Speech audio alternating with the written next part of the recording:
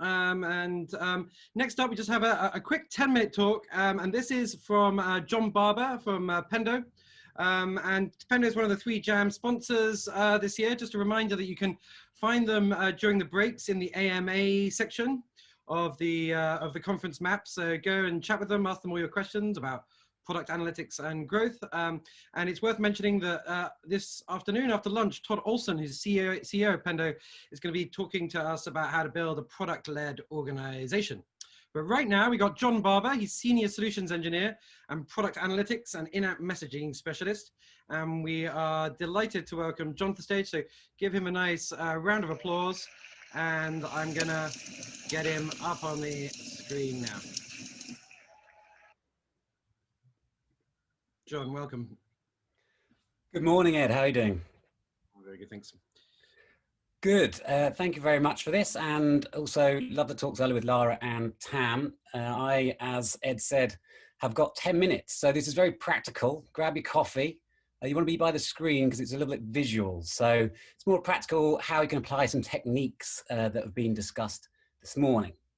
So we're talking about hypothesis-driven product management. What does this mean? It's very simple. You come up with a question. That's often the hardest thing to do.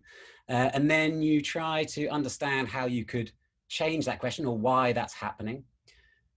We can then use tools like Pendo to form some form of strategy to change that behavior, and then we need to measure it. And once we've measured it, we can then ask some more questions and repeat that process. So I'm very lucky at Pendo to have a job where I talk to product managers from many different software companies to understand their challenges. And often what they say is they don't actually know the question to ask in the first place. So need some form of reference point to be able to ask the right question. So it could be something simple like, why are otherwise active users stalling on a certain workflow?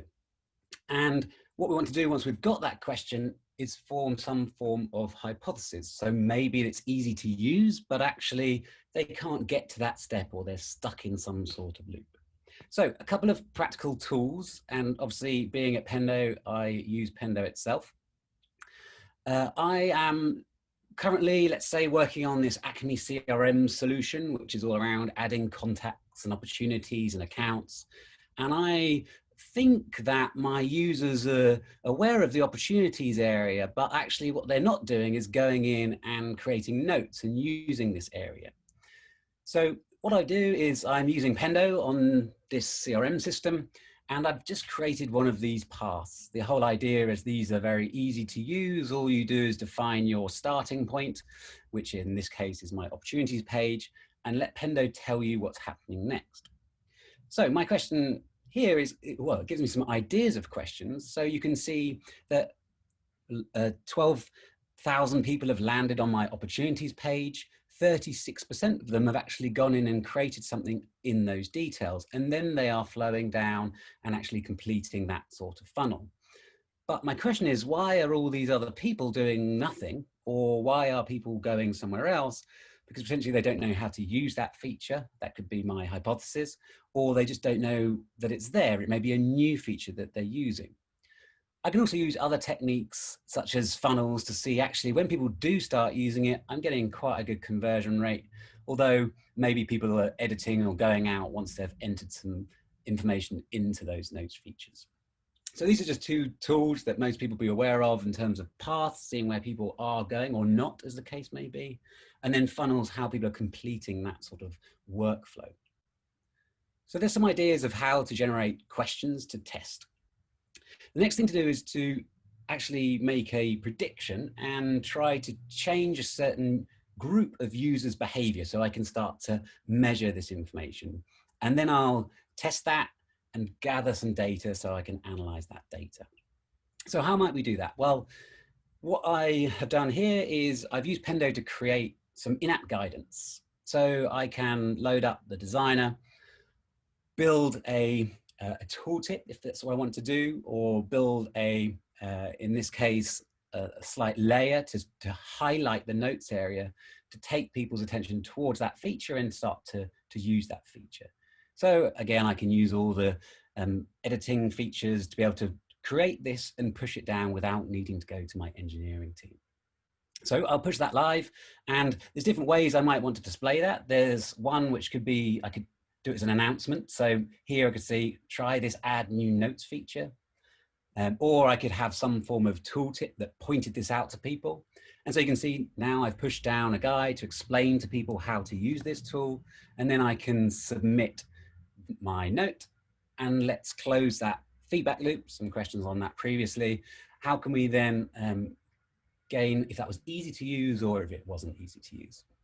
Now, you might also want to have another step in here to point them towards this button, but let's save that for another experiment, because you don't want to test this with all users. You want to target a small sub-sample set, and then, like I said, iterate and learn and change on that.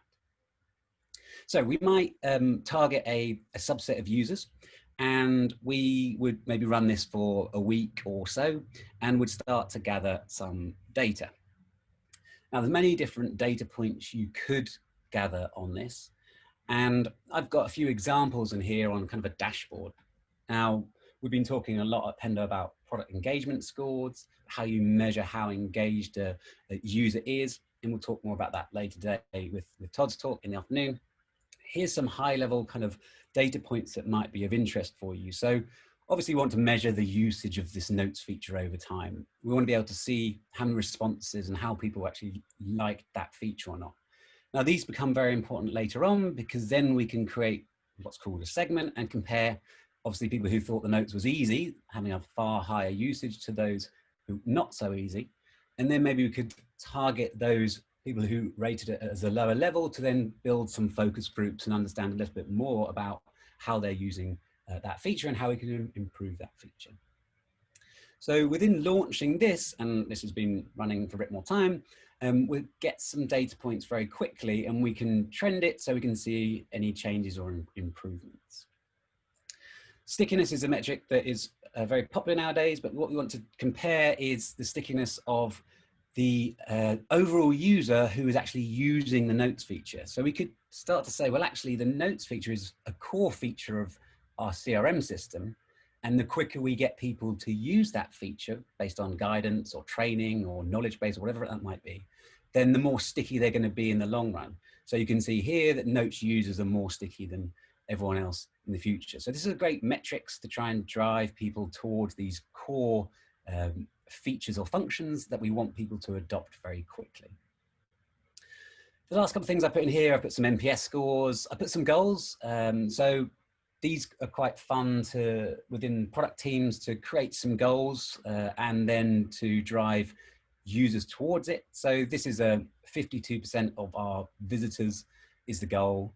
And so monitor this each week, share this dashboard throughout the team and start to see if you can hit those types of targets.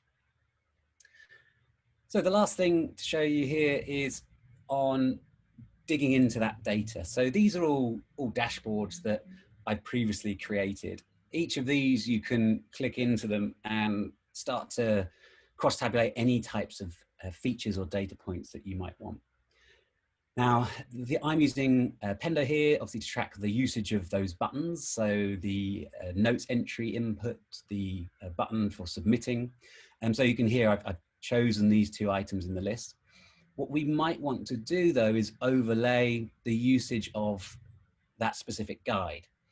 So the guides, we want to know who's been seeing it and how this changes over time. So this is the guide that I just created that you saw.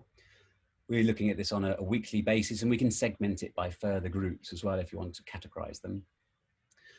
The reason this is starting to be a useful experiment is you can see that the guide views has stayed relatively high, but over time it's actually dropping off in our user base. But the feature usage is still maintaining high.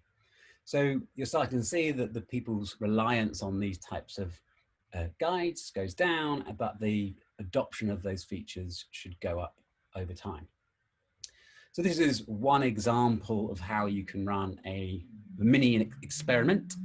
What people often do is record those findings, replay them back to users, again, using guides or over email. We see a better response rate, though, if you actually do it in the application itself. And then typically you would expand that test. So expand it to larger groups, maybe modify your guide to have some more steps inside. So we can have it a little bit more granular rather than just showing how to edit notes. We could also show where the submit button is. The amount of people who have support requests to say, I don't know how to finish this workflow, is incredible. Just a small thing saying, I can't do this. You can fix a lot of these things with in-app tooltips or the right contextual help, and therefore increase that product experience overall. So just to stay on time and like I say, a very rapid fire talk today. We will be in the AMAs in the main area throughout the day. So come and ask questions, want us to show you more about how Pendo works.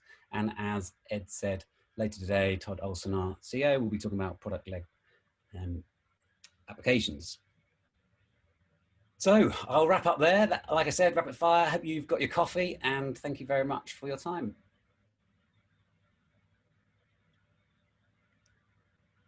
Thank you very much. Thank you very much indeed, John. And so I'm going to quickly